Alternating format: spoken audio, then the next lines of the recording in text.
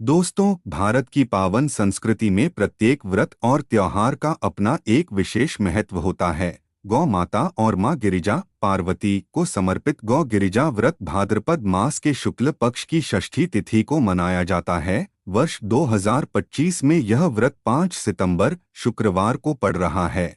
इस व्रत का पालन विशेषकर स्त्रियां अपने परिवार की सुख समृद्धि, पति की दीर्घायु और संतान की रक्षा के लिए करती हैं। इस व्रत की कथा अत्यंत प्राचीन और लोकमान्यता से जुड़ी हुई है। इसे सुनने और करने से जीवन के कष्ट दूर होते हैं और घर में शांति बनी रहती है। व्रत विधि: सुबह स्नान कर स्वच्छ वस्त्र धारण करें। घर के आंगन या पूजा स्थान पर गोबर से मंडप बनाकर उसमें गौ माता और माँ गिरिजा की प्रतिमा या चित्र स्थापित करें। कलश की स्थापना करें और धूप, दीप, फल, पुष्प तथा नैवेद्य अर्पित करें।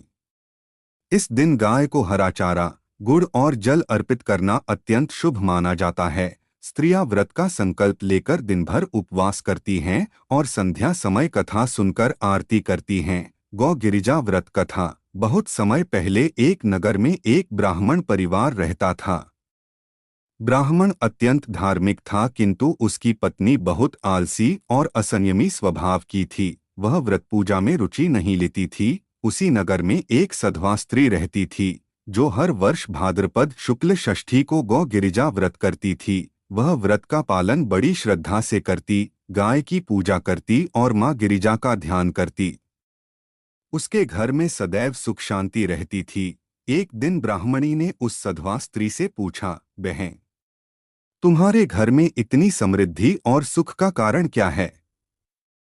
सधवा ने विनम्रता से उत्तर दिया, बहन, मैं हर वर्ष भाद्र शुक्ल षष्ठी को गौ गिरिजा व्रत करती हूँ। इस व्रत के प्रभाव से मेरे परिवार में कभी कोई कष्ट नहीं आता। यह सुनकर ब्राह्मणी के मन में भी इस व्रत को करने की इच्छा जागृत हुई। अगले वर्ष उसने संकल्प लेकर व्रत आरंभ किया, लेकिन उसके मन में श्रद्धा और धैर्य नहीं था। पूजा के समय उसने जल्दबाजी और लापरवाही दिखाई। गाय को चारा तो दिया, परंतु मन में उपेक्षा की भावना रही। कुछ समय बाद उसके घर में विपत्ति आने लगी। पति बीमार पड़ गया, संतानें दुर्बल होने लगीं और घर में कलह बढ़ गई। ब्राह्मणी ने दुखी होकर उस सधवा स्त्री से कारण व्रत पूछा। केवल दिखावे या डर से करने से फल नहीं मिलता। श्रद्धा, विश्वास और सच्चे मन से पूजा करो, तभी माँ गिरिजा और गौ माता प्रसन्न होंगी।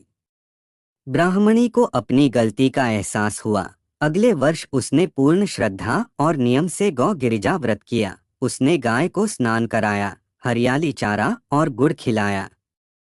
माँ गिरिजा की विधिपूर्वक पूजा की। व्रत समाप्ति पर ब्राह्मण और ब्राह्मणियों को भोजन कराया और दान दक्षिणा दी। इस बार माँ गिरिजा प्रसन्न हुई और आशीर्वाद दिया, हे पुत्री, तेरे परिवार से अब दरिद्रता और रोग नष्ट होंगे। तुम्हारे घर में सुख, शांति और संतति की वृद्धि होगी।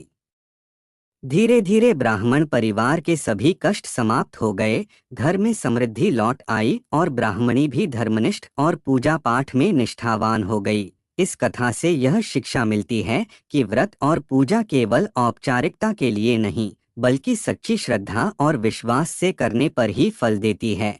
गौ माता की सेवा और पूजन से घर में समृद्धि आती है तथा माँ गिरिजा की कृपा से दाम्पत्य जीवन सुखमय और संतान निरोग होती है।